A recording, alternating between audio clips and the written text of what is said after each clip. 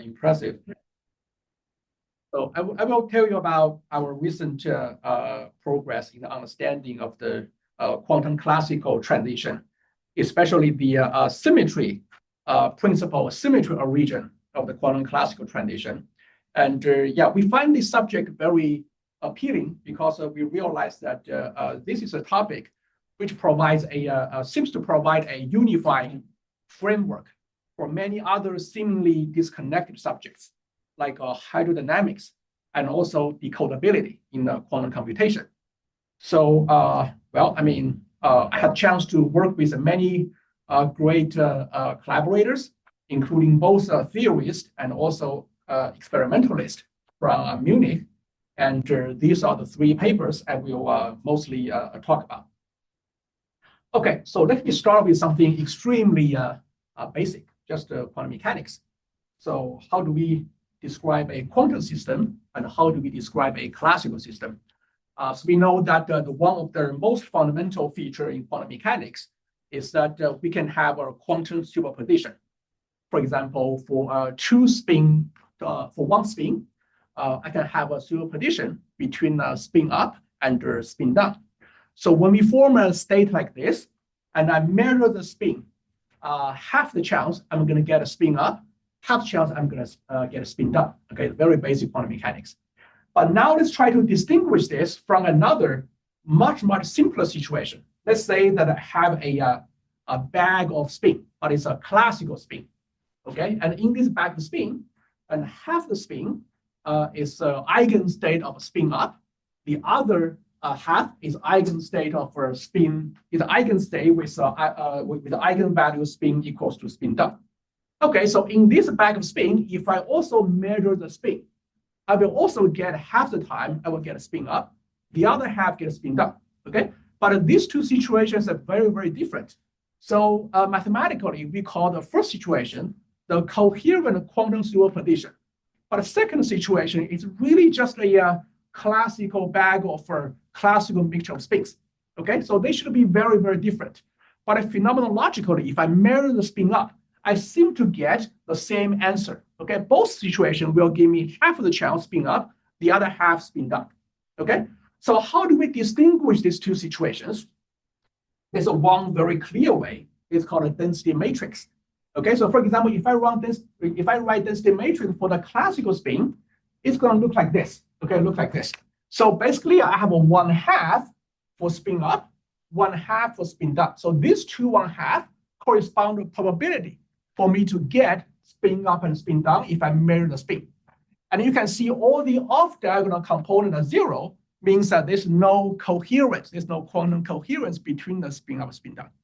The situation is very different if I describe the quantum spin. If I take the quantum spin, the density matrix will be like this. Again, the diagonal component, 1/2, 1/2, correspond to the probability for me to get spin up and spin down if I measure spin.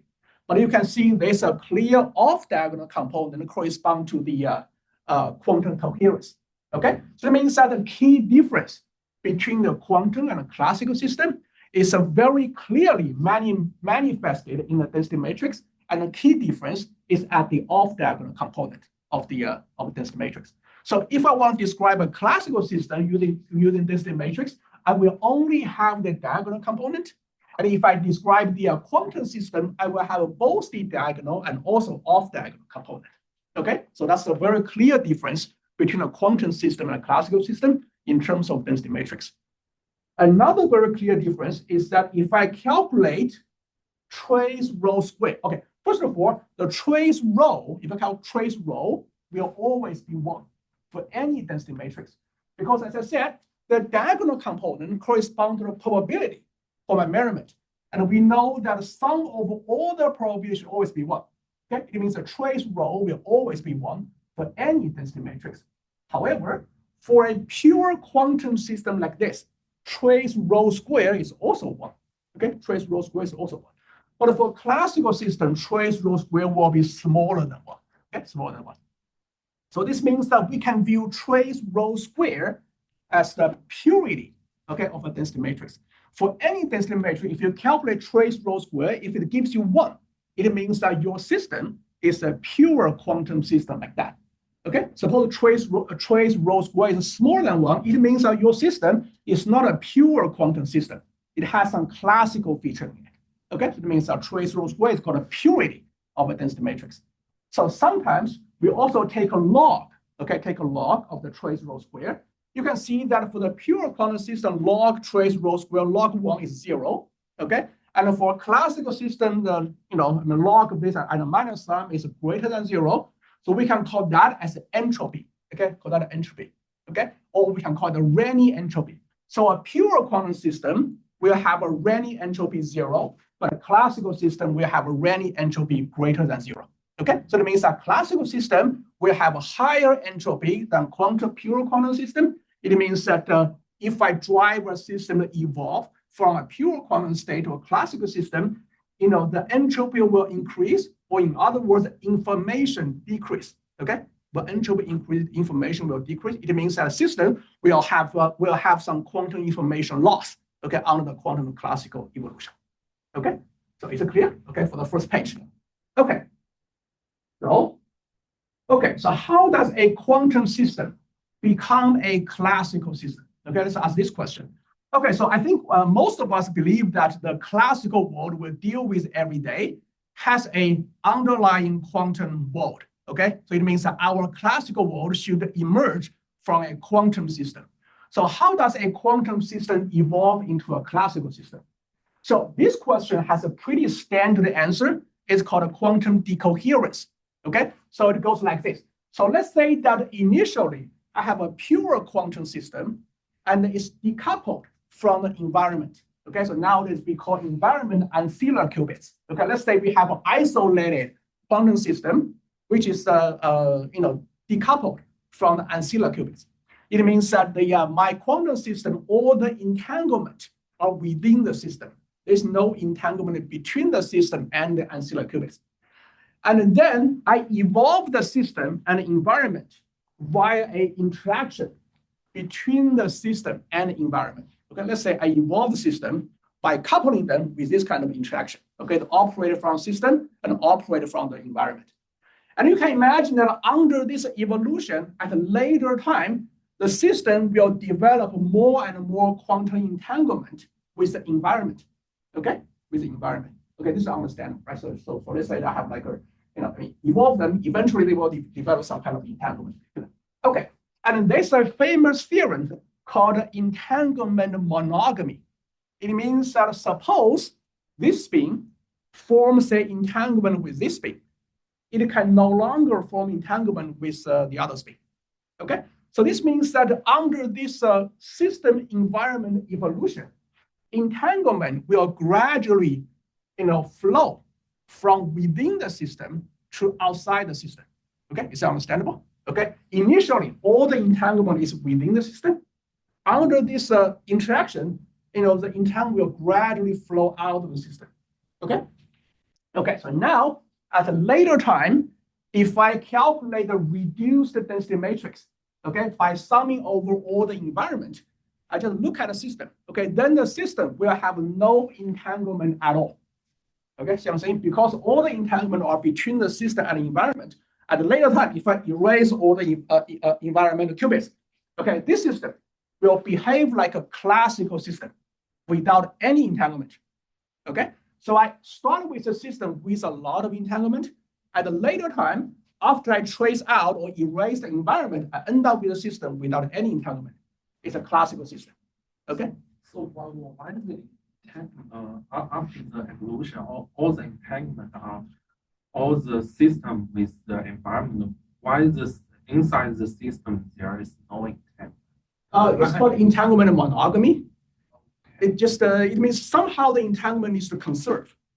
Yeah, but why there is no any entanglement inside? Yeah, at a very later time. It means that so imagine your environment is huge. Yeah. It's infinitely big, right? Then it means that of course the entanglement will come back a little bit, but the chance for it to come back is very, very small. It means a later time, entanglement will almost always within the environment. There will be no entanglement within the system. But if your environment is finite, yeah, there will be some residue entanglement within. But let's say that your environment is huge, okay, it's infinitely big. Yeah, that's a very good question. Okay. Right. Okay. So if I represent my system using density matrix, initially you will see some density matrix like this. Okay, with both diagonal and off-diagonal components. At a later time, at a very, very late time, you trace out the environment, you will see a reduced density matrix like this. Okay, so all the off-diagonal component will be erased. Okay, essentially because your system has no entanglement anymore. Okay, so it means that this is the procedure where the quantum system evolves into a classical system. And at the most basic mathematical level, it means that the off-diagonal component of the density matrix gradually get erased, okay? Get smaller and smaller. Okay, that's the quantum classical evolution.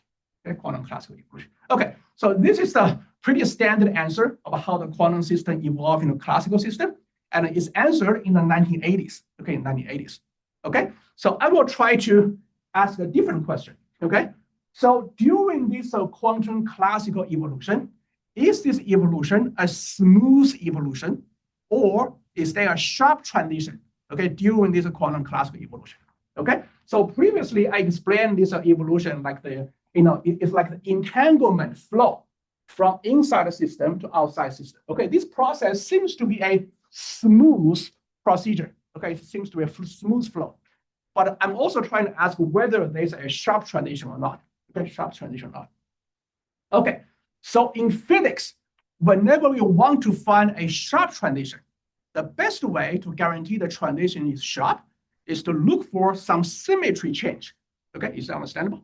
Okay, so during a process, if the symmetry suddenly change, by symmetry change, I mean that there's a spontaneous symmetry breaking at a certain critical time.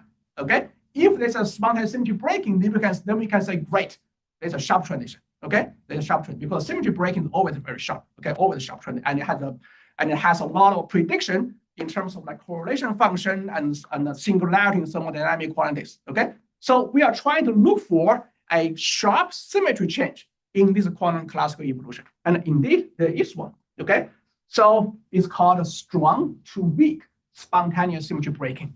Okay, so I will explain what is strong symmetry and what is weak symmetry, and why there is a strong to weak spontaneous symmetry breaking in a quantum classical evolution. Okay, and this strong to weak spontaneous symmetry breaking is a consequence of the interplay between the symmetry and the information. Okay, so it means that this strong to weak SSB has both a symmetry aspect and also an information aspect. Okay, and since I have 2 hours, I will be very ambitious. I will try to explain all of this. Okay. So basically, I will first explain the strong and the weak symmetry, and I will try to explain that how to diagnose the strong to weak symmetry breaking. Okay, so we know that ordinary symmetry breaking is diagnosed through correlation function. Okay, if some correlation function becomes a long range, we say the system has a spontaneous symmetry breaking. But here, to diagnose this strong to weak SSB, we need to use some exotic correlation function. Okay, it's called a Renyi correlation function. So I will try to explain that, and also the connection between this Renyi correlation and some very, very old subject called the Bhattacharya coefficient. Okay, Bhattacharya coefficient was introduced more than 80 years ago in purely classical statistics. It's a mathematical subject. It's not even physics. Okay, the mathematics. So the Bhattacharya coefficient was introduced to describe how similar two classical distributions are. Okay. And then we realized there's a very close relation between the strong weak SSB and this very old statistics concept. And this strong weak SSB also has to do with a very new notion called the machine learning classifying error. Okay, I will also explain that. And okay, so because it's the new spontaneous symmetry breaking, we can basically make a list, okay, of what we know about symmetry breaking. For example, in ordinary spontaneous symmetry breaking, there's a Goldstone theorem. Okay, it means that suppose you have like a continuous symmetry spontaneous symmetry breaking, there's a Goldstone law. Okay, there's a very, very clear dynamical consequence for the ordinary symmetry breaking. So we ask, what is the dynamical consequence here?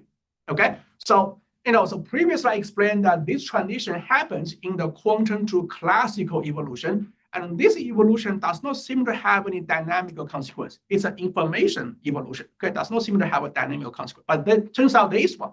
Okay, there's a very clear dynamical consequence which is the emergence of hydrodynamics. Okay, so the hydrodynamics is just like the Goldstone mode. Okay, so the Goldstone mode is a dynamical consequence of ordinary symmetry breaking, and here hydrodynamics is a consequence of the strong to weak SSB. Okay, and eventually I will also talk about the relation between a strong weak SSB and something called decodability. Okay, this is some notion introduced for the quantum memory and quantum computation. Okay, so I will try to get there, but I cannot promise that. Okay, maybe I will stop in the middle. Okay, so Excuse me. Yeah. Strong weak, you mean that the transition can be characterized by the finite time scale. Yes, Okay. yes, right. I will explain that maybe in 2 slides. So Yeah. there's no transition with the time scale 0. I don't think so. I don't think so. So I think, yeah, I don't think so. Right, I doubt that. I mean, yeah. So, well, I don't know any example where the transition starts at infinitesimal time. I mean, that's what you're asking, right? So, yeah, I'm not aware of any example. Yeah, right. So, yeah, I will explain that in maybe 2 slides. Okay, first of all, what is strong symmetry? What is weak symmetry? Okay, as I said, the whole talk is about quantum to classical evolution. It means that we need to treat quantum system and a classical system on equal footing.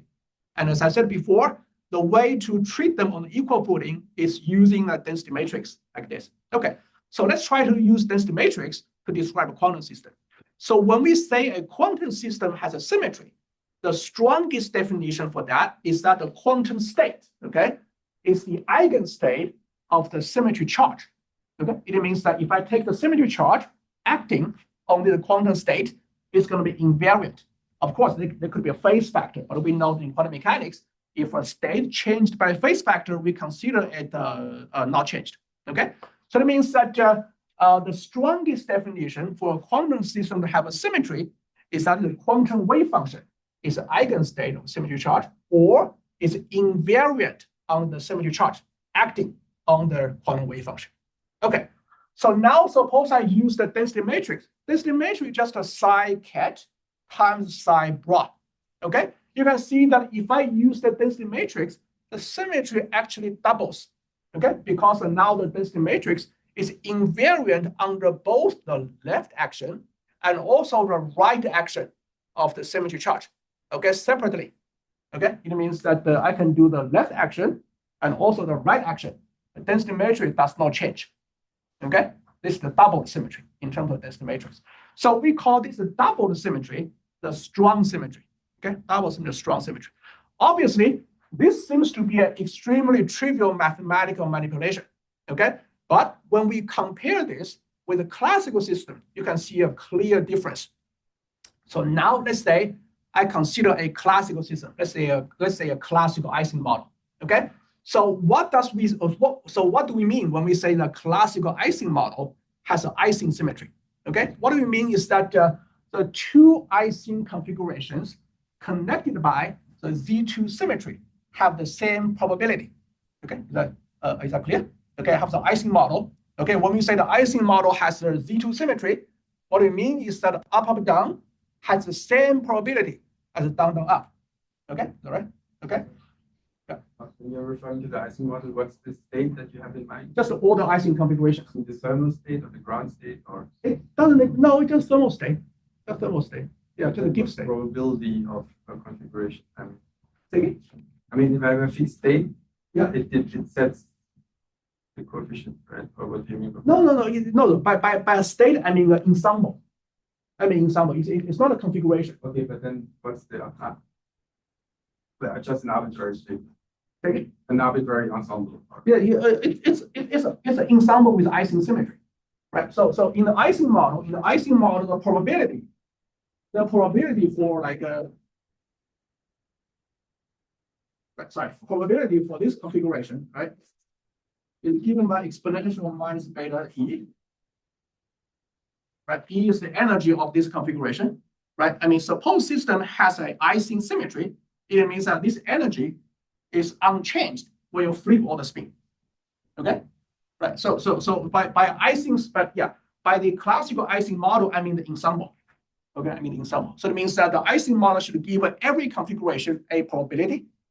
And if the icing model has icing symmetry, it means the probability for this configuration should equal to the probability for all the spin flipped. Okay, should equal to that. That's what we mean by the icing symmetry for a classical system. Okay. Basically, you're assuming there's no. There's no demand field. There's no pinning field. Okay. Okay, so now suppose I write the classical system as a density matrix. You can see that in terms of density matrix, the symmetry acts like this. Okay, so this is the much weaker condition than this. Okay, it means that it means this density matrix needs to be invariant under the simultaneous conjugate action of the icing flipping. Okay, if I only act from the left, it's not invariant. It will change. It is only invariant if I act on use the icing operation, act from the left and right simultaneously. It's going to be invariant. Okay, so this is a symmetry for a classical system. Yeah, sorry. So in this case, so it's obvious that this is the case, but is there a chance that you would get a phase as well in this case if you only act on one side? Because on the upper level, the quantum level, you do get a phase.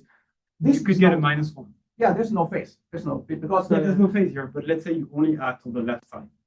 Oh no, I don't think so. It will change more than a phase. It will change more than a phase. Yeah, you can you can try it with icing. It will change more than a phase, definitely. Yeah, it will change more than a phase.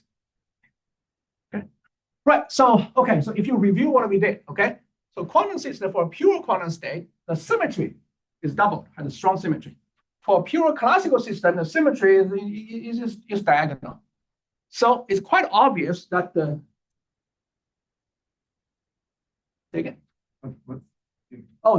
this means a change by phase.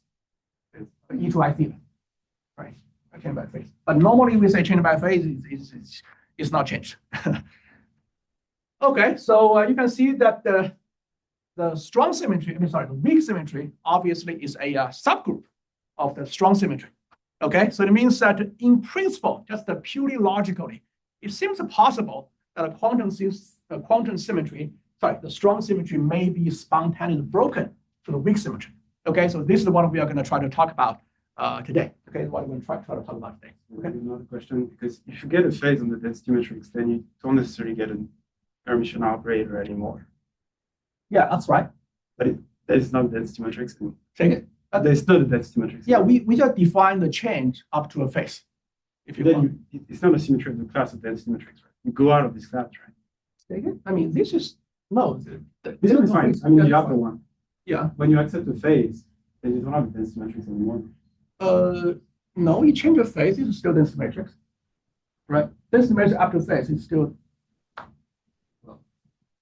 Or you can say okay. So yeah, you can also say that I just define the invariance up to a phase. I define it as an invariance. Yes, there is no need that G times rho is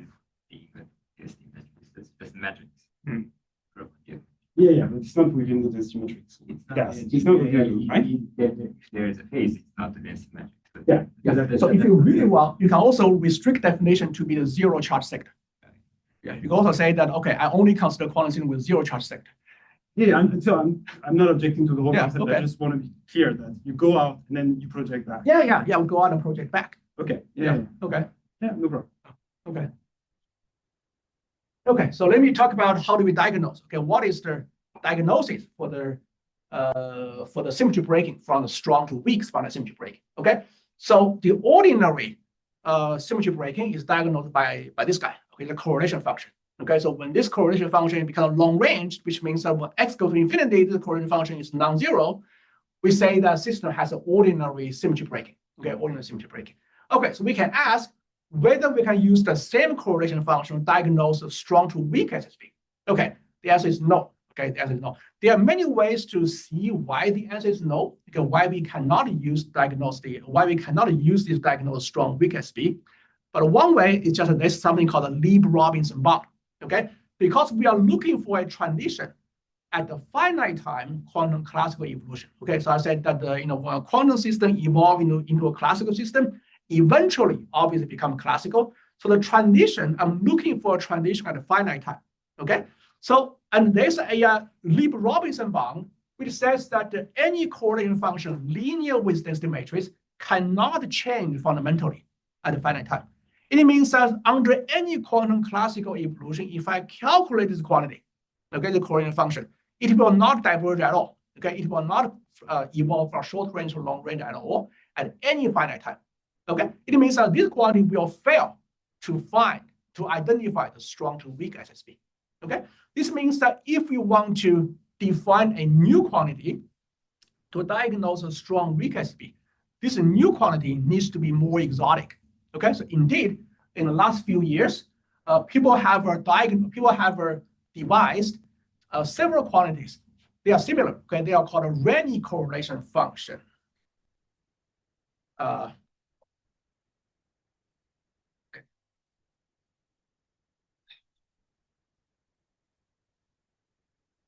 Okay, your computer is still. Yeah. My computer is still fine.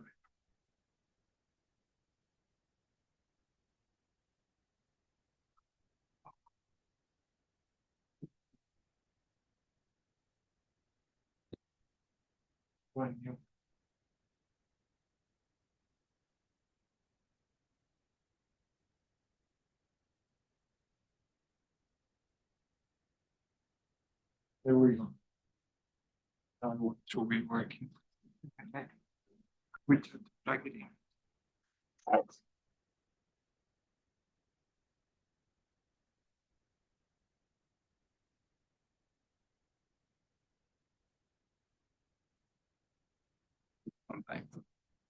Something's happening. Yeah. Yeah. Okay. So as I was saying, this quantity will not see any phase transition at all at finite time. But this quantity will see a phase transition, okay, at finite time. Okay, so this quantity is a very nonlinear with density matrix. Okay, so they roll some power, some kind of weird power. Okay, so this quantity is nonlinear with density matrix, and it's not bounded by the Lieb-Robinson bound. Okay, so this is called a RIKEN correlation function in general. And when Q equals to 1, you can say we take a rho to the power 1/2. Okay, so I mean, taking a power 1/2 may seem strange, but with density matrix, totally okay, because the density matrix are positive semi-definite. We can take any power we want. Okay, so it means that we can take a power 1/2 here. Okay, but so taking power 1/2 is called a RIKEN correlation.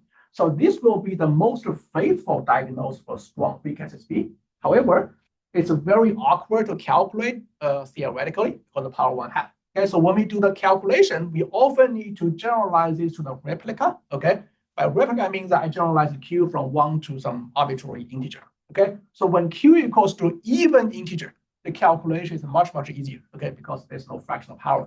Okay, so when we do theoretical calculation, we often calculate both Q equals 1 and Q equals 2. Okay, so if both of them give us some kind of long range behavior, we can safely say, okay, the system has some strong BKSB. Okay, so that's the general strategy. Okay, however, we still need to explain why this quantity will diagnose the strong to weak SSB.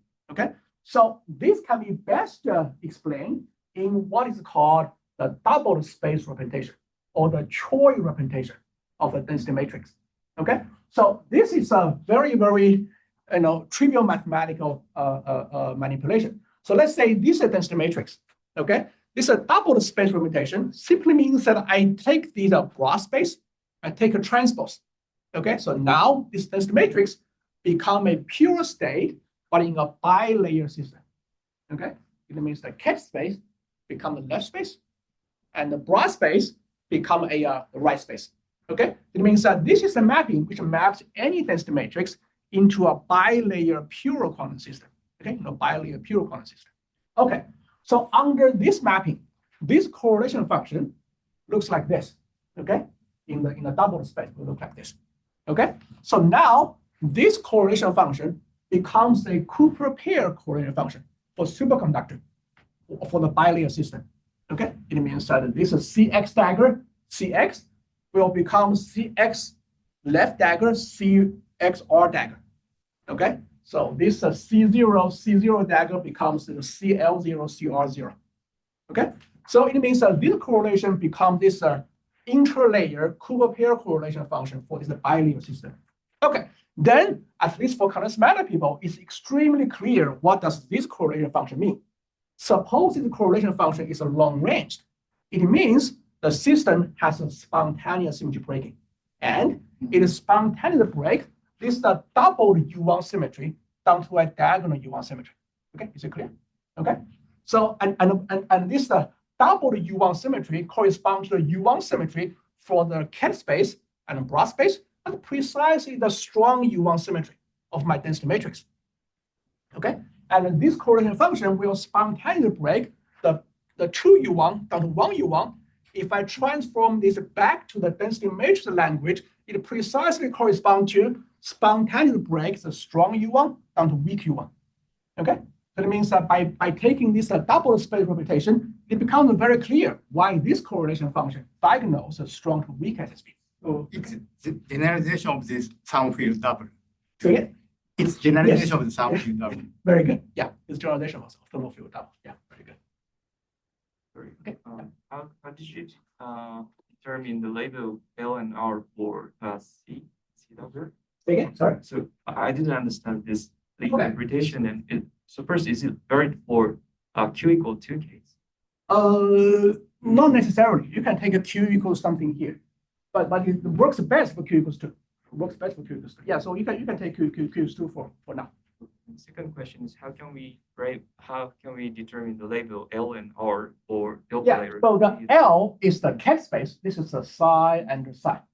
But L is the cat space. R is the broad space, right? But when you take a transpose, C will become C diagonal. Okay, so let me write it down. So yeah, so you have like a CX row, CX dagger, or the other way around. Yeah, right. So this is the CX dagger psi CX.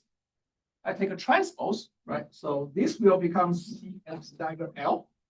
This will become CX dagger R. So on the transpose, CX becomes CX dagger. Okay, then it becomes this. On that. Okay.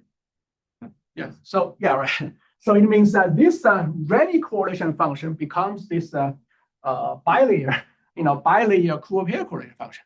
Okay, so it means that when this guy is long range, the system will spontaneously break the strong U1 symmetry to the weak U1 symmetry.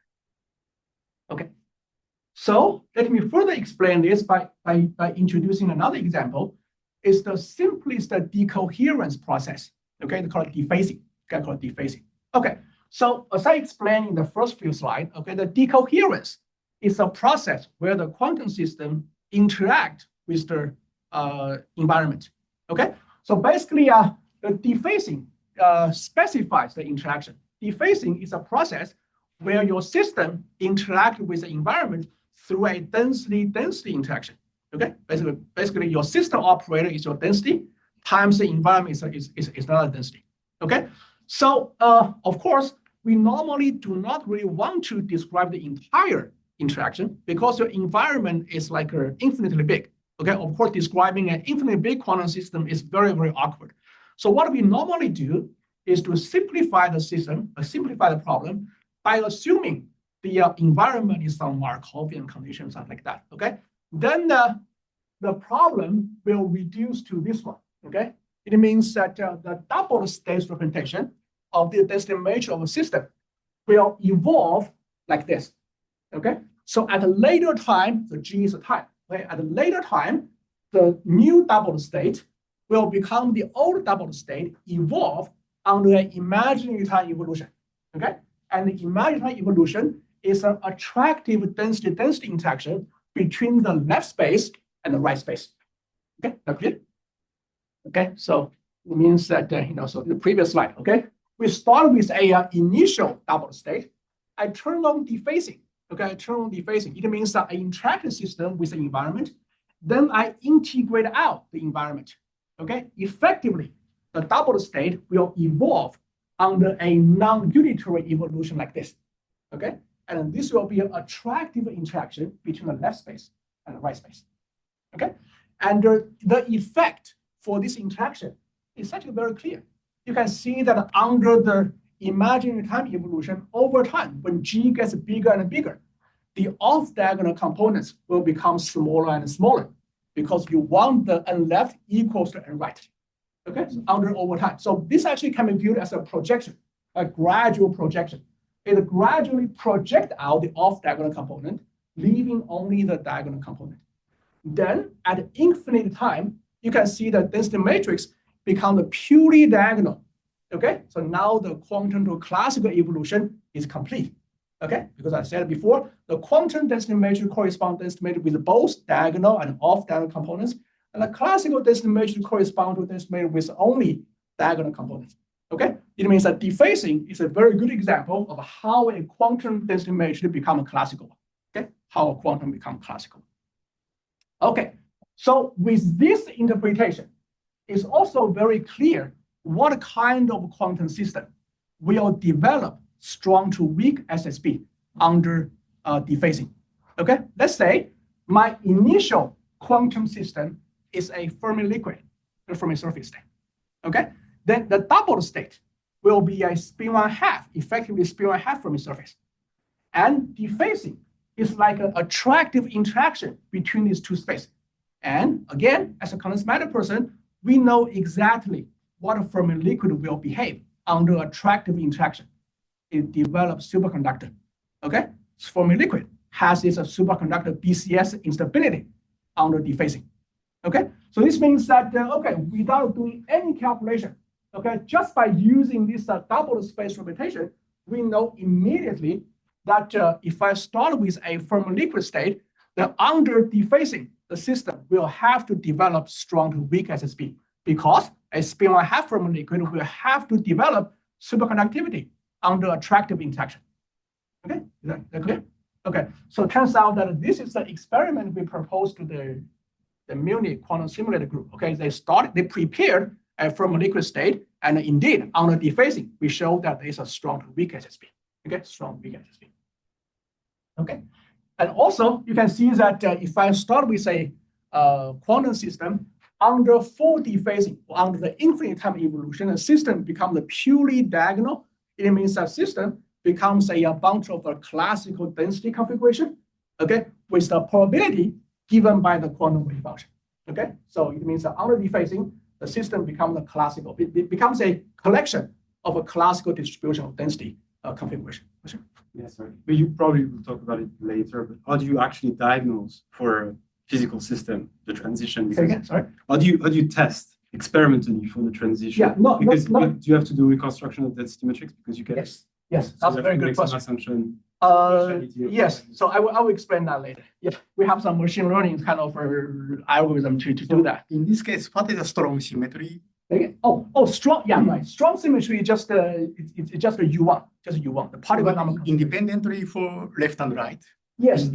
Yes. It's independent from left and right. Yeah, independent from. So in this system, yeah, right. So maybe I didn't. Yeah, okay. Because the interaction between your system and environment is like a density. It means that the particle number of your system and the particle number of your environment are separately conserved.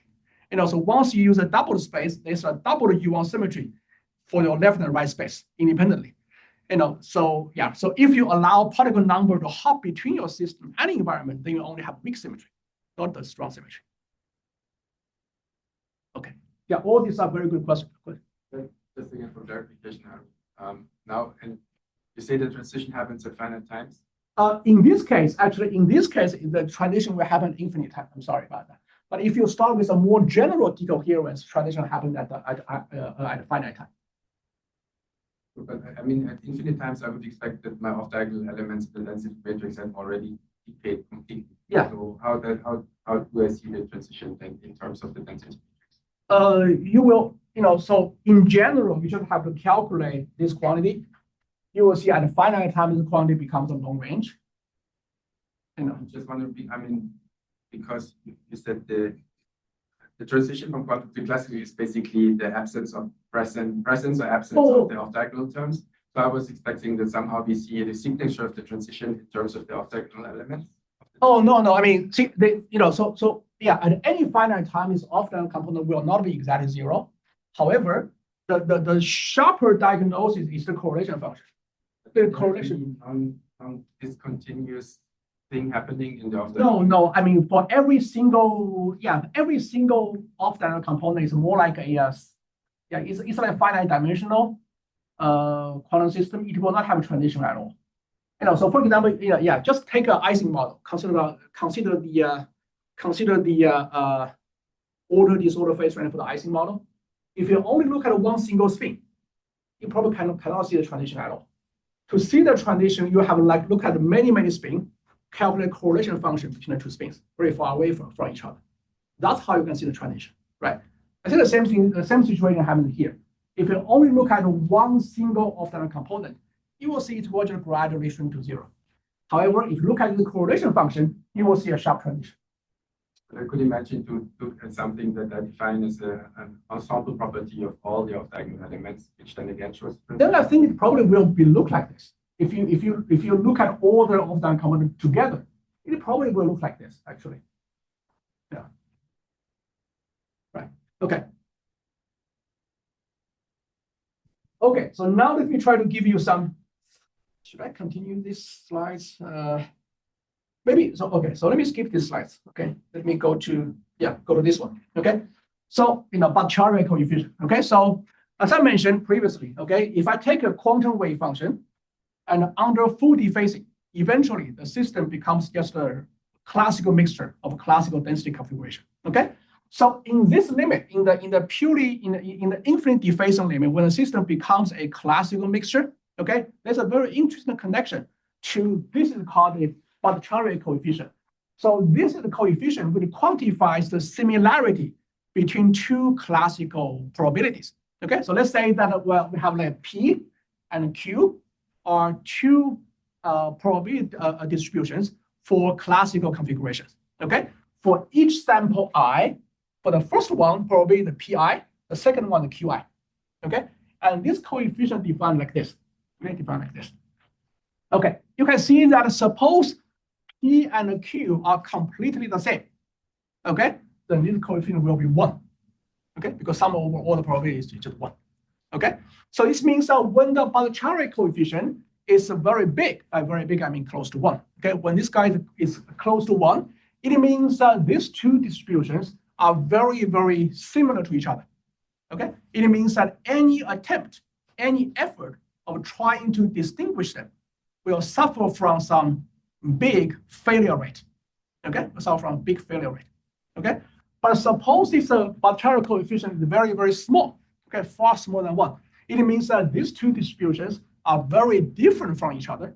It means that it should be very easy to distinguish these two distributions. Okay, it should be very easy. Okay, so how does it have anything to do with the strong weak SSB? So it turns out that in the infinite dephasing limit, the Renyi correlation function precisely becomes the Bhattacharya coefficient between two distributions. Okay, the first distribution is the distribution generated from a quantum wave function. The second distribution is the distribution generated by taking the original distribution and moving one particle by distance x. Okay, because there's some C0 and a Cx diagonal here. Okay, correspond to I take a it means that I take my so let's say that I take a like from a liquid wave function, I generate the density configuration. Okay, generate many of them. Okay, many of them. Okay, then for every configuration, I move one particle by distance x. It's my second configuration. Okay, my second configuration. Okay, so the Renyi correlation function precisely becomes the Bhattacharya coefficient. Okay, between the original distribution and the new displaced distribution. Okay, new displaced distribution. So now you can see the information aspect of strong weak SSB. So strong weak SSB means that this quantity is a long ranged. It means that this correlation function does not diminish when x goes to infinity. It means the Bhattacharya coefficient between the original distribution and the displaced distribution, they are very similar. Okay, they're very similar. Okay, it means that the displace the distribution and the original distribution becomes indistinguishable, even if I move one particle by a very large distance x. Okay, is that clear? Okay, it means now the strong weak speed has a pretty interesting information aspect. It means that the density distribution becomes indistinguishable, even if I take a particle, move very far apart. Okay? Okay. So this actually gives us a very natural way. This coefficient defined for classical. Yes, right. But yeah, I know, right. So this connection only holds in the infinity phasing limit. Okay. Yeah, this does not hold for the for the intermediate range. Only hold for the infinite phasing limit. Okay. Okay, so this actually gives us an interesting way of measuring the Renyi correlation. Okay, so you can imagine that the general Renyi correlation function, okay, this guy, is actually very hard to measure experimentally. Okay, because we take some arbitrary power here. Okay, it's actually very hard to measure something nonlinear with density matrix. But this connection to Bhattacharya coefficient gives us an interesting way of measuring the Renyi correlation function, at least in the infinite dephasing limit. Okay, so what we can do is the following. Okay, so let's say I prepare an experimental system. I generate many snapshots of this kind of density configuration. Okay, I call that my distribution one. I create a new distribution by moving a particle by distance x. And then I train a AI to distinguish them. Okay, just like how AI distinguishes cats from dogs. Okay, between cats and dogs. Okay, suppose I can do that. Okay, so then it means that this AI will suffer from, so suppose the system has a strong to weak SSP. It means that these two distributions are very similar to each other. It means this AI will fail a lot. Okay, it means that this AI, this classifying task, will suffer from a very big failure rate. Okay, suppose the system has no strong weak SSP. It means the AI will likely to succeed. Okay, turns out there's a mathematical relation between the failure rate and the Renyi correlation function. More precise, the Bhattacharya coefficient. Okay, it means that this failure rate of this optimal AI, okay, is both lower bounded and also upper bounded by this Bhattacharya coefficient. Okay, so this means that the experiment. So in principle, experimentally, I can really just ask the experiment to generate a lot of snapshots and do this classifying task, and I try to make a plot between this failure rate of the AI versus the distance of the displacement. And then this failure rate is supposed to tell me something about the Bhattacharya coefficient, okay, or tell me something of the Renyi one correlation function. Okay, so in principle, in fact, I find this connection very interesting because before we have all this machine learning, I'm not sure how to do this. Okay, it means that suppose we found this strong VSB maybe 20 years ago, maybe there's no way to measure it, and now we have some way to measure it. Okay, we have some way in principle to measure it. Okay, so we have tested this for some very simple system. Okay, so basically we take a one-dimensional free-form system. Okay, we follow precisely the protocol I mentioned. We generate snapshots. Okay, just like snapshots, a lot of snapshots from the quantum wave function. This is my distribution one. I move one particle by distance x. It's my distribution two. Okay, and then I train the AI to distinguish them. And the AI, the distinguishment task will have some failure rate. And this is a plot of the failure rate versus the distance x. Okay, you can see that it decays the power law. Okay, this is a power law. Okay, and this curve, is the Renyi correlation function or the Bhattacharya coefficient. Okay, decays with another power law. Okay, this is another power law. So at least you can see that this failure rate does not decay exponentially. Okay, it means the system must have some strong VSB going on. Okay, does not decay. It's not short range. At least not short range. It means the Renyi correlation function is not short range. Okay, it means the system has a tendency to form the strong to weak SSB. Okay, to form strong weak SSB. By the way, we understand this power, the 0.5. Okay, we know this is CFT, a conformal field theory power. But this power is a mystery to me. Okay, we have not understood why it decays than 0.7.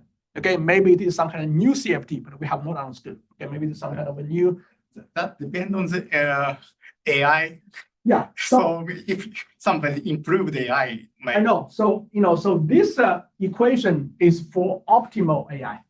And our AI is already pretty optimal, I think, so. It's band. Yeah, it's already pretty optimal AI. It's a pretty optimal, classifying AI, right? So it means that this is an optimal AI CFT, but the power remains a mystery to me. So I don't know how to calculate the power analytically. So I mean, I know how to calculate this one analytically, but not this one. Okay, it's an interesting AI classifying problem.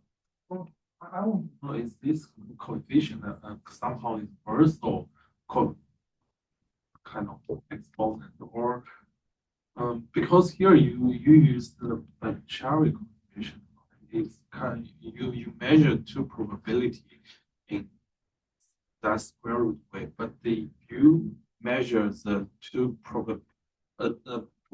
measure the distance of two probability with different formula. Whereas if you will get the same coefficient, same exponent. Yeah, so this 0.5 should be universal because we know how to map this to a CFT. Because of that, we believe it's universal. Universal means that if I deform my initial state a little bit, let's say that I turn on a little bit of interaction on my free formula, I believe this will still be 0.5 because it's the same CFT. I'm less certain about this because I don't know how to map it to CFT, so I don't know how to use any of the field theory argument, like the relevant or irrelevant, something like that. That's something I don't know. So maybe this is not universal, but this 0.5 should be universal. Yeah, universal means stable against the perturbation, your initial condition. So I was wondering about the role played by the AI. Is that is it kind of you can analytically kind of formulate what AI is doing, or it's just simply the practical reasons? Right. So yeah. Right. So turns out that for the optimal AI, right? So if we assume there's an optimal AI, we can also evaluate this R as function X. Because there is a maximum likelihood kind of AI classifier, right? So we can analytically calculate that the failure rate of the optimal AI. It also decays the X to the power 0.7. So it means that our AI is already quite optimal because it's very similar to the to a theoretically optimal AI. Yeah. So because we know the theoretical optimal AI is a maximum likelihood AI, right? We can calculate this guy from that. So it's also the same power. Which means our AI is kind of optimal already. Okay, so let me mention the experiment a little bit. Okay, so yeah, so our goal is to verify that a certain quantum state under dephasing, okay, will have a strong weak SSB. Okay, as I said, and our goal is to just verify the simplest problem, just say that the quantum system under full dephasing will have a strong weak SSB, and under full dephasing, a quantum wave function becomes just a classical mixture of a bunch of density configurations, okay? And because of that, you can imagine that we can reconstruct the entire fully dephased density matrix from snapshots, okay? So let's say that experimentally, they take a lot of snapshots of the density configuration of a quantum wave function. Then I should be able to reconstruct the entire density matrix, okay, from all the snapshots, okay? So that means that this dephasing problem is a map to a new problem of analyzing the snapshots. Okay, so it means experimentally, we don't really need that to turn on the actual dephasing dynamics. Okay, all we need from experimentalists is a lot of snapshots of densities. Okay, then we can try to analyze all the snapshots and then reconstruct density matrix and also calculate all the Renyi correlation functions. Okay, and then taking snapshots is what quantum simulators are very, very good at. Okay, so for example, this is a snapshot of some fermionic lithium-6 in optimal lattice. This was like more than 10 years ago. Okay, so now they can do a much bigger system. Okay, but this is a very nice figure. Okay, so I use the figure here. Now they can do a much bigger system size. Okay, I'll try to say that taking snapshots is what they're really good at, and the snapshots is all we need to evaluate the Renyi correlation function, at least in the infinite dephasing limit. Okay. Okay, so the procedure is that they take a lot of snapshots, okay, and then we can try to reconstruct this matrix. Okay, we do this again using AI, okay, using machine learning. Okay, we try to just this is simple machine learning. Okay, we try to model the system using some model, and we try to optimize the coefficient in the model using some kind of loss function minimization, something like that. Okay, so this is the result. Okay, this is the result. So basically, this curve, okay, is the measurement of the Renyi correlation function of the fully dephased Fermi liquid density matrix. You can see that it's a long range. Okay, it's x distance. Okay, you can see the long. It does not decay. Okay, it does not decay. Okay, so that means that under full dephasing of Fermi liquid will develop long-range strong weak SSB.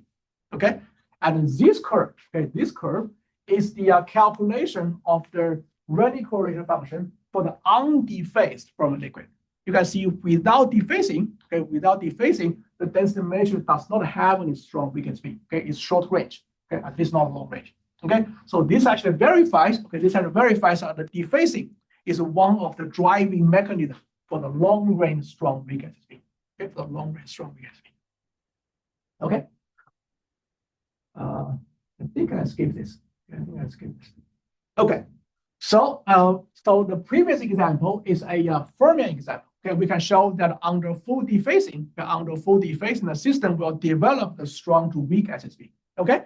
So this is another example. This is another example with the bosons. With the bosons. Okay, so we take a boson. Okay, take a boson, and we start with like a crystal of boson. It means that every side has one boson. Every side has one boson. Okay, so this system is is a very simple state, and then we turn on dephasing. Okay, and more general decoherence, and we calculate this Renyi correlation function.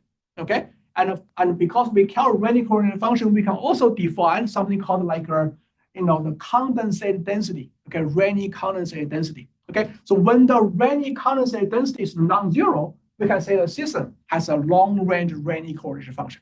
So this is the plot of the Renyi condensate density versus the time of the evolution. Okay, you can see at a finite time, there's a jump, okay, of the Renyi condensate. Okay, so this is the onset. Okay, this is the onset of the strong to weak SSB. Okay, so this is the example where there's a finite time strong weak SSB phase transition, because this this condensate density, Renyi condensate density will jump from 0 to finite number. Okay. Okay. So let me talk about the dynamical consequence of the strong weak SSB. Okay. So as I said before, if we make a list, okay, make a list of all the consequence of the ordinary symmetry breaking, okay, gold mode probably will be the top of the list. Okay, so we can say that when there's an ordinary continuous symmetry, when the ordinary continuous symmetry breaking, there's a ghost mode. Okay, we can see that from like the current correlation function. Okay, as a dynamical consequence. So what is the dynamical consequence? Okay, of the strong weak SSB? So there are two papers which I point out a very intriguing possibility that maybe the charge diffusion, is the dynamical consequence of the strong weak SSB. Okay, so intuitively, this seems to make sense. For example, if I start with a pure crystal, okay, pure crystal, it means that every side has one charge. Okay, so this system has no diffusion at all because every charge is localized somewhere. Okay. Then I start to evolve the system under some decoherence transition. And you can imagine that over time, the charges will start to scramble, okay, between different locations. Then, of course, in later time, the system will start to have some charge diffusion, okay, charge diffusion. But now the question is that when does charge diffusion occur? Okay, when does charge diffusion occur? Okay, is there a sharp onset for the charge diffusion or not? Okay, so this is why we are looking for the general relation between the strong weak SSB and the emergent hydrodynamics. Okay, so eventually our conclusion, our temporary conclusion, is that the hydrodynamics, okay, has a sharp onset, and the sharp onset is precisely the strong weak SSB transition. Okay, or in other words, the hydrodynamics is the dynamical consequence of the strong to weak SSB. Okay. Of course, to answer this question, we will first need to define what we mean by emergent. Okay. what we mean by emergent hydrodynamics. Okay, so let's think about what hydrodynamics means here. Okay, so normally hydrodynamics means that we describe the dynamics of system through a set of a continuous variable. Okay, we said density partial Tn equals some kind of a diffusion constant times the gradient square n. Here, the n is a completely continuous variable. Okay, without any discreteness. But suppose my system, my underlying system, is a quantum system where the charge number is discrete. Okay, we can ask at what point can we approximate a system with a continuous density rather than discrete density? Okay, continuous rather than discrete density. Okay, so it turns out that this involves a symmetry change of the system. Okay, the reason is the following. Okay, in a quantum mechanical system, you can imagine, suppose we have a pair of conjugated variable. If one of them is discrete, the other must be compact. Okay, the other must be periodic. Okay, just like the angular momentum Lz is quantized, and then the phase will be periodic. Okay. Also in solid state physics, we know that the momentum is periodic.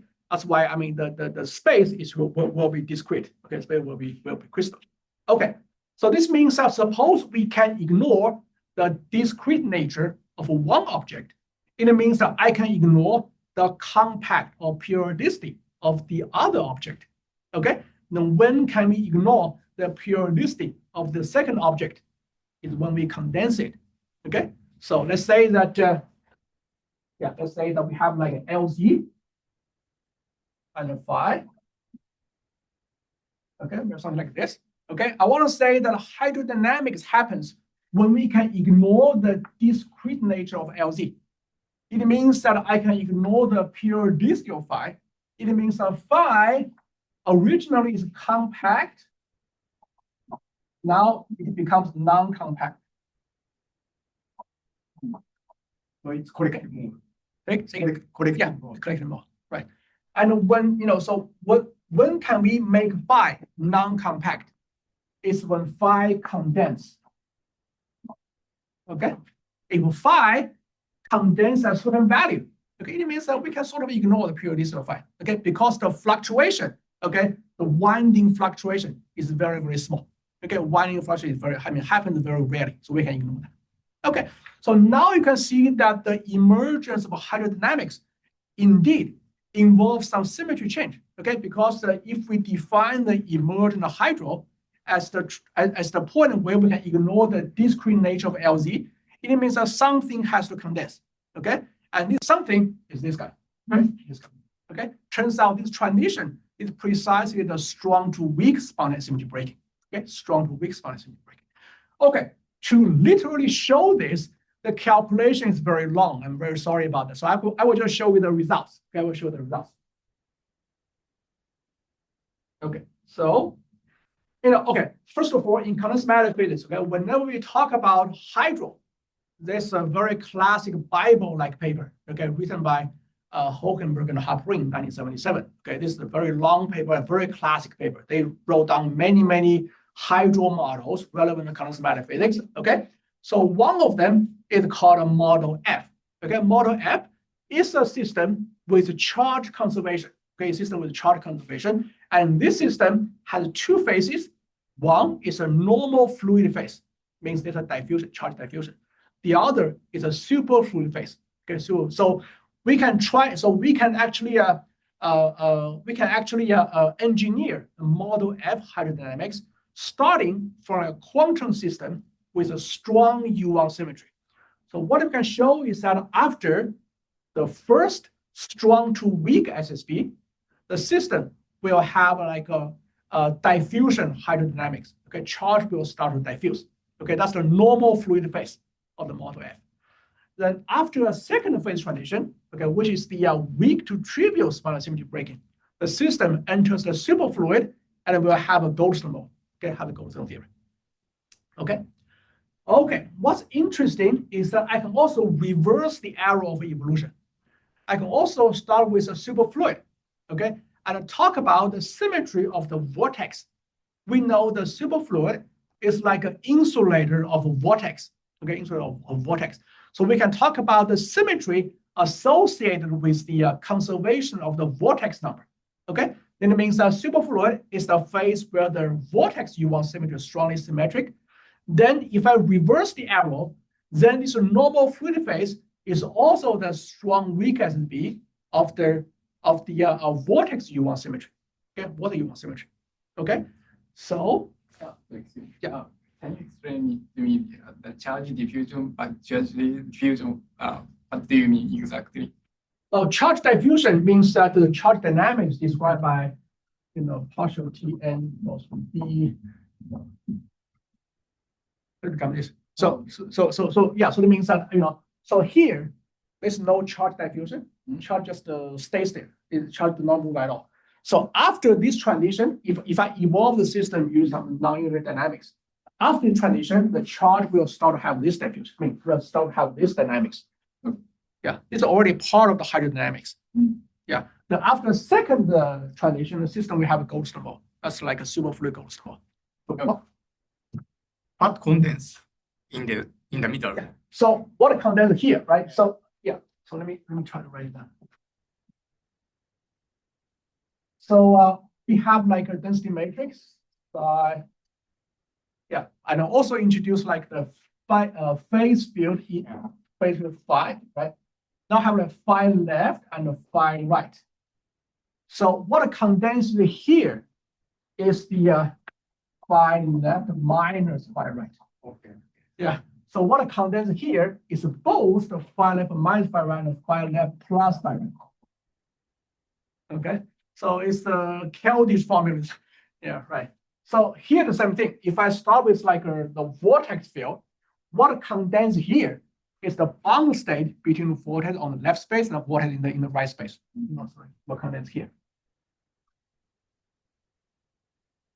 Okay, so this strong weak SB Is a red line. Oh yeah, that's this is the yeah. So sorry, yeah. So we know. I mean, sorry, this is a 2+1 dimension. Okay, in 2+1 dimension, we know that there's a duality between zero form symmetry and one form symmetry. Yeah, so that means that we can also label all three phases using the dual one form symmetry. And also, this is the dual one form symmetry, the strong trivial SB, the dual one form symmetry. Yeah, right. That means that we have, so we can label the three phases using three symmetries. One is the particle number U1 symmetry. The other is the vortex number conservation symmetry. The third one is the dual one form symmetry. Okay, dual one form symmetry. Okay, so we also have like a duality web. Okay, duality web. Okay, between different one form and zero form symmetry and hydros in different dimensions. Okay, it turns out that indeed, okay, turns out that we can interpret pretty much all the hydrodynamics, okay, using strong weak SB. But sometimes we have to use the dual symmetry, not the fundamental symmetry, dual symmetry. But as long as we involve the fundamental symmetry and dual symmetry and generalized symmetry, we can interpret all the hydro using a strong weak SB. For example, there's something called a magnetohydrodynamics that people use a lot in the astrophysics. Okay, so magnetohydro involves diffusion of a magnetic flux, and that can be viewed as a one-form symmetry strong weak SB. Okay, so it means that we have a unifying theory, a picture for pretty much all the hydro in nature. For example, this one. Okay, this is the hydrodynamics for birds. Okay, so you can imagine that. Well, so when birds flock, when they fly, you can view the bird flock as like a big droplet of hydro, a big droplet of water, something like that. So there's a hydro definition. There's a hydro definition. There's a hydrodynamics description for the birds. Okay, so it turns out that we have proposed this to our active matter colleagues in Santa Barbara. Okay, so I told them that if you can give me a lot of snapshots of bird configuration in the process of their flying, okay, I can do the same analysis as what I did for the quantum simulator. Okay, I can analyze all the snapshots of the birds, just like how I analyze the snapshots of the lithium atoms. Okay, I can try to calculate this strong weak SB Renyi correlation function, and then we can try to interpret what is the sharp onset for the emergence of hydro for the bird flocking. Okay, for the bird flocking. Okay, and this process involves introducing quantum language for the bird. Okay, introduction of quantum for the birth. So it means that somehow we can analyze this classical hydro problem using the quantum language. Okay, using quantum language. Okay, so this is something still in progress. I mean, I have not really obtained a snapshot from my colleague. Okay, but maybe I can convince them to do that later. Okay. Yeah. Okay. So should I stop here or should I? Should I just? Well, I think we've been 1 hour and 10 minutes. Yeah, I think as you wish. So maybe I mentioned one last slide about decodability. Okay, decoding problem. Okay. So. Okay. So now let's think about the following problem. Okay, think about the following problem. Yeah. So let's say that I consider this problem. Okay. I consider a lattice. Okay, consider a lattice. And at t equals 0, I consider a crystal. Okay, consider a crystal of the charge. Crystal charge like this. And then I turn on dynamics of the charge. It means that I make them hop around. Okay, make them hop around. Okay, without hopping two of them on top of each other. Okay, to the self-avoiding random walk. Okay, self-avoiding random walk. Okay, so what is the goal here? So my goal is to try to interpret or try to make a guess of the total charge in region A. Okay, so I want to know the total charge in region A, but I do not directly measure the total charge in region A. I measure the total charge in the region B next to region A. Okay, I measure region B to try to infer, okay, the charge number in region A. Okay, this is what I try to do. Okay, so you can imagine that suppose I'm at a very early time, okay, if the time evolution is very, very short, this is a very simple task, okay, because the charge has not scrambled enough, okay? It means that if I want to know the total charge number in region A with certain confidence, okay, with certain confidence, certain failure rate, certain success rate, then the required size for region B is very small. Okay, see what I'm saying? Okay, so I can call the required size for region B to infer the charge in region A. I can call it the decoding length scale. Okay, it means that decoding length scale for region B is very small at the early time, but this decoding length scale will become bigger and bigger and bigger at a later time. Okay, because the charges have been scrambled a lot. Okay, at a later time. Okay, so it turns out that there's a universal data collapse. Okay, it means that the required RB divided by T is a constant. Okay, almost a constant. Okay, it means that suppose I want to achieve a certain success rate. Okay, so there's certain success rate. This required decoding length scale for region B grows linearly with T. Okay, goes linear with T.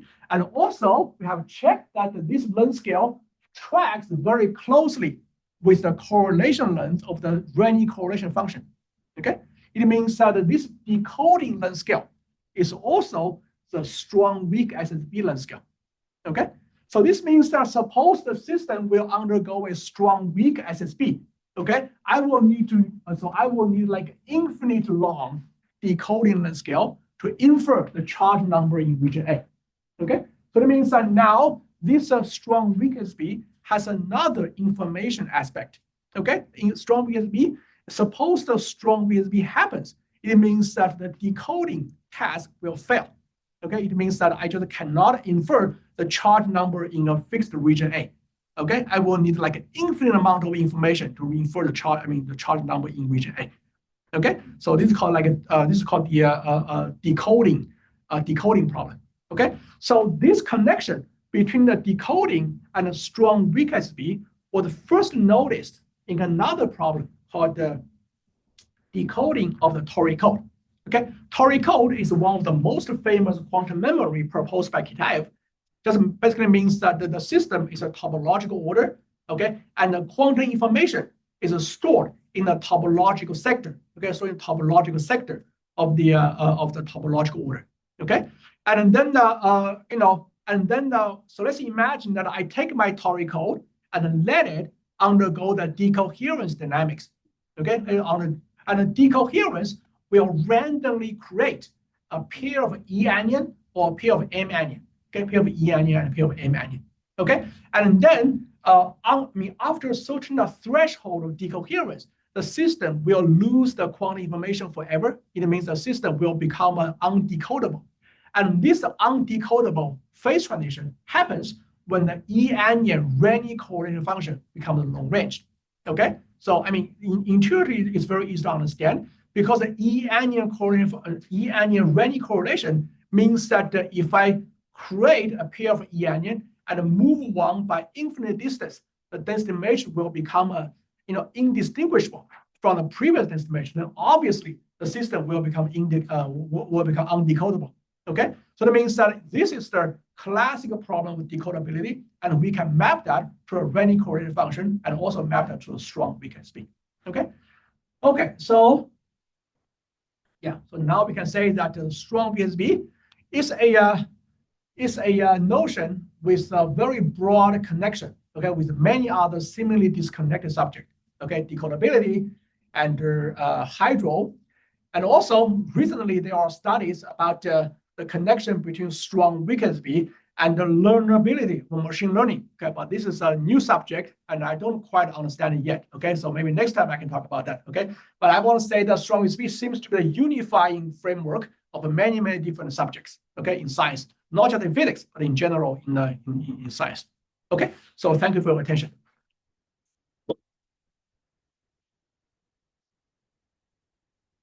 All right, thank you very much. Questions?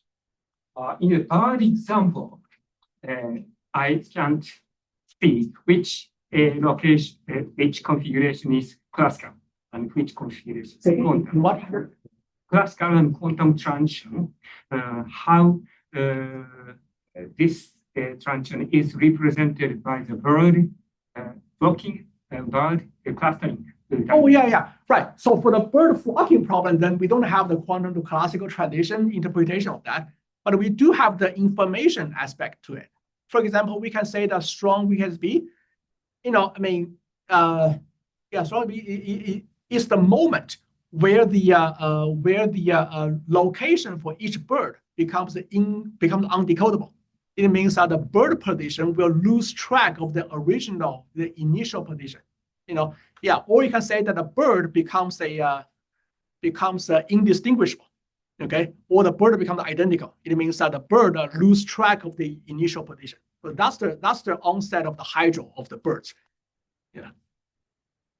But somehow those configurations of the bars have some quantum interpretation. Well, I mean, to analyze the Renyi correlation function, the best way is to introduce the quantum language. Because you can see that this Renyi correlation function is off diagonal in the density configuration. If we only do the classical physics, it's very hard to do anything off diagonal, right? The quantum let us do the off diagonal component of any configuration. So I would say the most convenient way to calculate this for any classical system is to quantize it, even for birds, okay? Even for people in this room, we can. That's very interesting. Yeah. So yeah. Thank you. Very nice talk. So there are a few questions. First of all, your classical quantum means classical is a mixed state, represented by mixed state in terms of density matrix. That's right? Yeah, that's right. Totally. So also you consider only reduced density matrix in your case. But suppose if you take pure state and assume eigenstate thermalization, it looks like the classical, but still it's pure state. So if you calculate any entropy or your any correlator, you see it's constant. So in that case, that gives some lower bound of the off-diagonal size of the lower bound. Well, okay. So if you take a pure state, but the ETH, right? The Renyi correlation will still be short range, I believe. Yeah, must be. It must be short range, right? Yeah. So right. So so in that case, I would say the ETH pure state is a pure state, but extremely fragile to strong VKSB, which means that if you decohere a little bit, it will become strong VKSB. Okay. So if you integrate some small part of the system, you get. Yeah. So maybe this answers the previous question, though. So maybe this is a situation where the transition happens at the 0 time. If you take an ETH kind of a pure state, then the infinitesimal decoherence will drive it into a strong VKSB. maybe that's possible, but I haven't done a calculation, but yeah, but it seems possible. Thank you. Yes. I have a question. I would like to go back to the snapshot of elements on the lattice of the lithium. Yeah. So I think I didn't quite get. Yeah, I didn't have a chance to explain. Yeah. So you can take so I guess what you can do here is you take snapshot and you do counting statistic of the probability to find a certain number. Again, counting? You count the number, like, so maybe my question is, what information do you extract from the snapshots? Basically the probability for every configuration. Probability for Yeah, every that's essentially what we need. Okay, so then that's my question. So if you only extract the probability, you don't have access to the off-diagonal element of the density matrix. So somehow you could have two configuration, two quantum state that would generate the same set of probability that would lead you to the same probability. And so how can you use this information to test for the transition from quantum to classical? Because you can take a state that is perfectly classical, only as diagonal density matrix, and a state that is quantum without diagonal, and they give you the same measurement. Yeah, that's what I'm saying. So first of all, for this kind of quantum system, yeah. Okay, so even though under dephasing, the system becomes like a classical density configuration, but the probability is highly non-trivial. Probability for that density configuration, you almost can never model that using a classical model. You see what I'm saying? So even though so we have like a P as a function of N, right? It's a function of a classical configuration N. Okay, so P as a function of like okay. So you can imagine as like spin model, in fact, up and down. Yeah, you can do that. But this will be a highly non-trivial probability. It does not equal to exponential minus beta E for any simple E. Yeah. So I'm trying to say that so this is a classical, but extremely non-trivial classical system. This E will involve 2-body, 3-body, 4-body, very many body, higher body interaction, right? So you're right. This is a classical problem, but it's a highly non-trivial and not a simple classical problem. Yeah, okay, but it's still that. So maybe what I'm trying to say is that, yeah, value criteria of classicality given by the off-diagonal component of the matrix, which is diagnosed by a phase transition. I don't see how by only measuring the diagonal part, which is what is done in this kind of, well, you could do something else, but that seems to be what you're getting at. Or can you diagnose for phase transition that talks about the off-diagonal part? Well, here we're just trying to diagnose the, okay, maybe this is what's going on. So, okay, so this will be the experimental role, and this role will be our machine learned role. And this quantity is no longer diagonal, because this density matrix does not have the same configuration as this one. Yeah, but you need to then to be able to extract more than the probability to get access to this role, right? I think we still need, we still need, we still just need a probability. Just we need to know simultaneous probability of one configuration and a second configuration, which is different from the third configuration. This is the exact relation.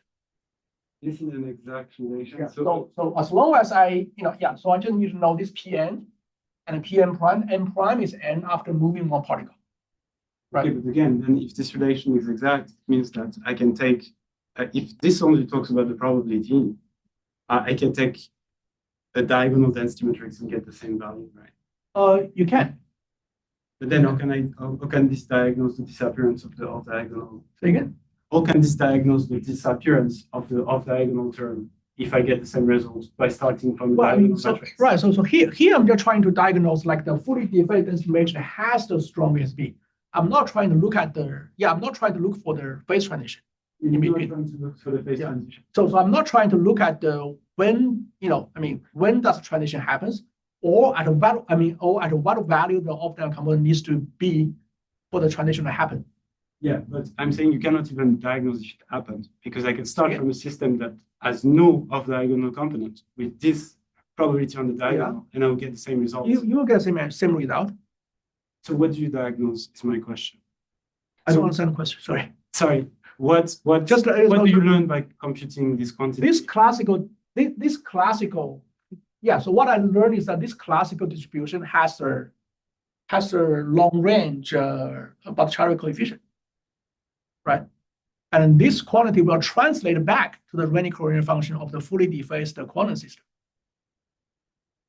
Yes, but that doesn't tell you whether there was any sort of quantum to classical transition, right? It has to be, because the original quantum system without dephasing will not have long range. But that's an assumption. No, we calculate that. That's not an assumption. I know. This is the without any dephasing. This is after full dephasing. We calculate both.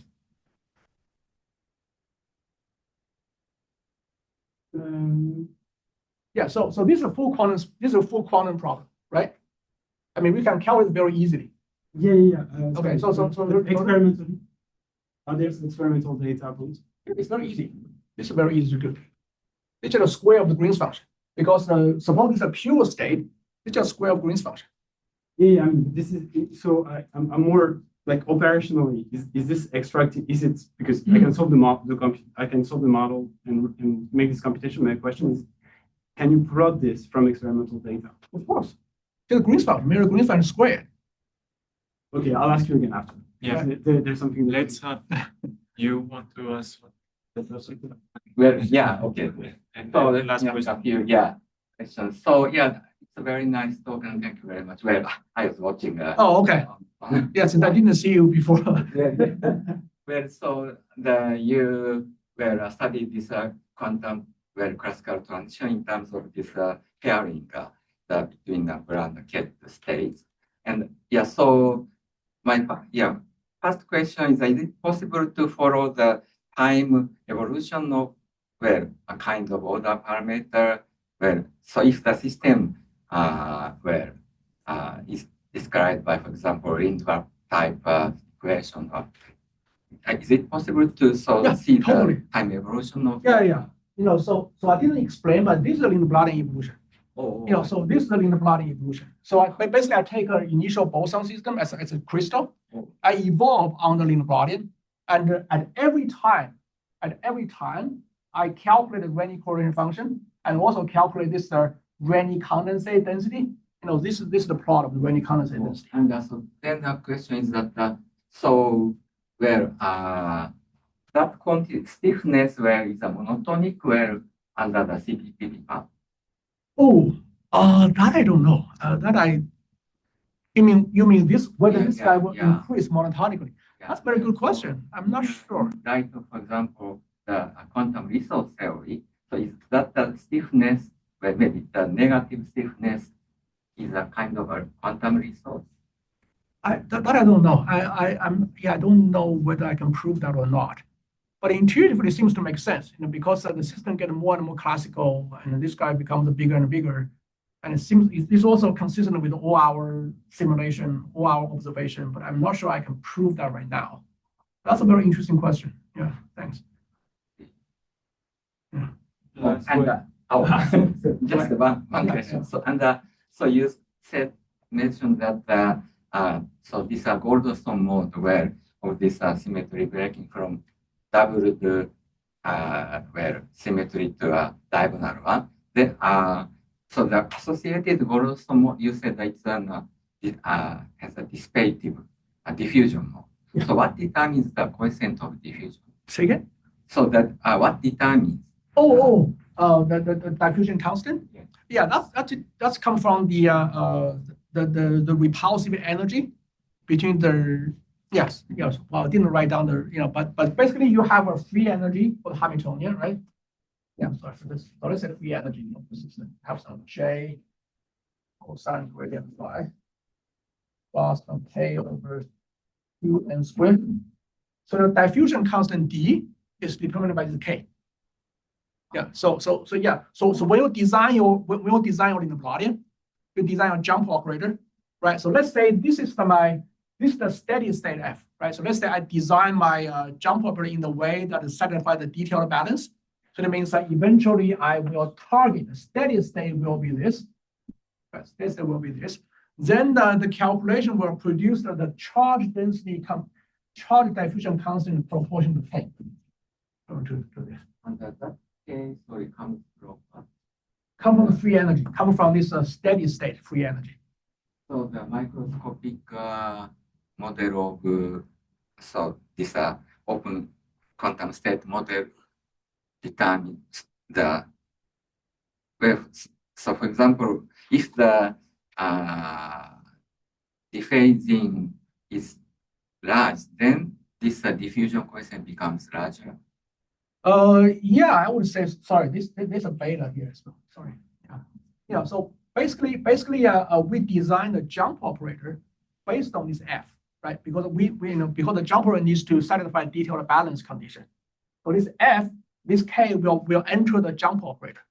And when they enter jump operator, of course, the jump operator will also determine the diffusion constant, right? Because the diffusion comes from how fast you jump, how fast you scramble the charges, right? The calculation is a bit long, and I'm afraid. So basically, I probably cannot reproduce here, but I can show the calculation. So you will see that the jump operator contains information of this F, contains information of the K, and eventually calculation produces the diffusion constant in beta times K. Yeah. Very short question. Last question. You first separate the state into double. So you separated the state into the double space. Oh, yeah, okay. And I guess all your calculation is based on the Keldysh formalism. Yes. How to extent such formalism is used? Because how extent with the Keldysh formalism is used, because this formalism is very general and describes the time evolution of order parameter, and I couldn't catch the time evolution aspect in this study. And as if I first asked, I wanted to know how to derive the time scale of the transition. How to derive the time? Okay, so this is a numerical simulation, right? We just right. So this numerical is it related with the Keldysh formalism? Yeah, totally, definitely. So this is the Keldysh formalism, but right. So this is numerical simulation. So in the analytical calculation, certainly we cannot calculate everything exactly. And also, but what we can do is that we can estimate when does the strong VSB happens, right? For example, as I said, if I start with a pure state, psi, right, introduce like a phase factor, phase field is this, and right. So the strong weak SB corresponds to condensation, let's say condensation of this field, right?